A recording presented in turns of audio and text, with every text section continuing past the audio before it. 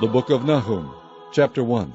The burden of Nineveh, the book of the vision of Nahum the Elkoshite. God is jealous, and the Lord revengeth. The Lord revengeth, and is furious. The Lord will take vengeance on his adversaries, and he reserveth wrath for his enemies. The Lord is slow to anger, and great in power, and will not at all acquit the wicked. The Lord hath his way in the whirlwind, and in the storm, and the clouds are the dust of his feet.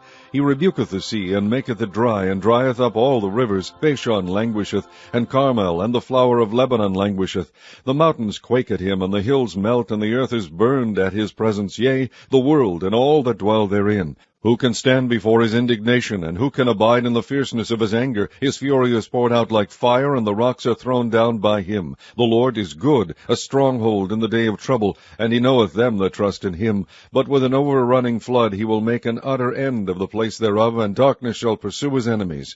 What do ye imagine against the Lord? He will make an utter end. Affliction shall not rise up the second time. For while they be folden together as thorns, and while they are drunken as drunkards, they shall be devoured as stubble fully dry. There is one come out of thee that imagineth evil against the Lord, a wicked counselor. Thus saith the Lord, though they be quiet, and likewise many, yet thus shall they be cut down, when he shall pass through. Though I have afflicted thee, I will afflict thee no more. For now will I break his yoke from off thee, and will burst thy bonds in sunder. And the Lord hath given a commandment concerning thee, that no more of thy name be sown. Out of the house of thy gods will I cut off the graven image, and the molten image. I will make the grave, for thou art vile. Behold, upon the mountains the feet of him that bringeth good tidings, that publisheth peace. O Judah, keep thy solemn feast, perform thy vows, for the wicked shall no more pass through thee, he is utterly cut off. Chapter 2. He that dasheth in pieces is come up before thy face. Keep the munition, watch the way, make thy loins strong, fortify thy power mightily. For the Lord hath turned away the excellency of Jacob as the excellency of Israel, for the emptiers have emptied them out, and marred their vine branches. The shield of his mighty men is made red, the valiant men are in scarlet. The chariot shall be with flaming torches in the day of his preparation, and the fir tree shall be terribly shaken. The chariot shall rage in the streets, they shall justle one against another in the broad ways. They shall seem like torches, they shall run like the lightnings. He shall recount his worthies, they shall stumble in their walk, they shall make haste to the wall thereof, and the defense shall be prepared.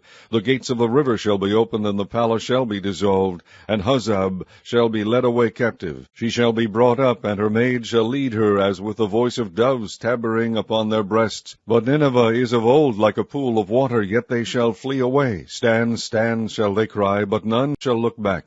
Take ye the spoil of silver, take the spoil of gold, for there is none end of the store and glory out of all the pleasant furniture. She is empty and void and waste, and the heart melteth, and the knees smite together, and much pain is in all loins, and the faces of them altogether blackness. Where is the dwelling of the lions, and the feeding place of the young lions, where the lion, even the old lion, walked, and the lion's whelp, and none made them afraid? The lion did tear in pieces enough for his whelps, and strangled for his lionesses, and filled his holes with prey, and his dens with raven. Behold, I am against thee, saith the Lord of hosts, and I will burn her chariots in the smoke, and the sword shall devour thy young lions, and I will cut off thy prey from the earth, and the voice of thy messengers shall no more be heard.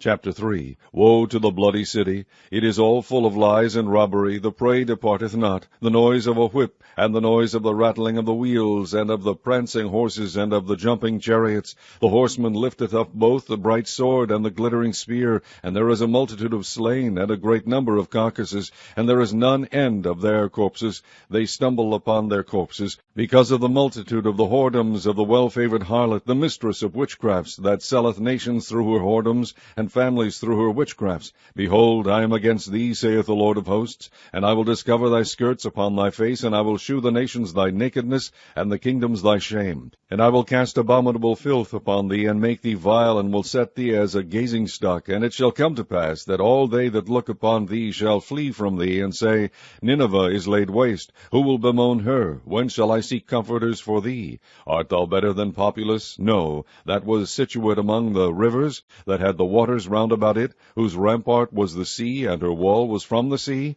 Ethiopia and Egypt were her strength, and it was infinite. Put and Lubim were thy helpers, yet was she carried away, she went into captivity. Her young children also were dashed in pieces at the top of all the streets, and they cast lots for her honorable men, and all her great men were bound in chains.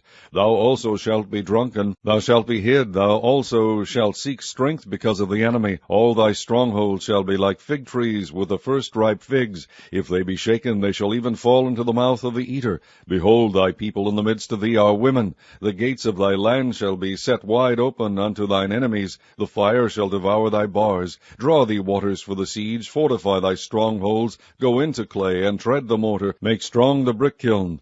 There shall the fire devour thee, the sword shall cut thee off, it shall eat thee up like the cankerworm. Make thyself many as the cankerworm, make thyself many as the locusts. Thou hast multiplied thy merchants above the stars of heaven, the cankerworm spoileth and flieth away.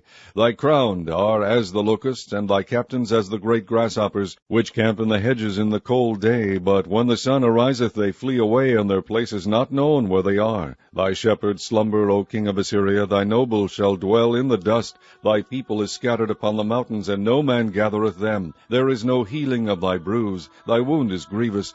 All that bear the bruit of thee shall clap the hands over thee, for upon whom hath not thy wickedness passed continually?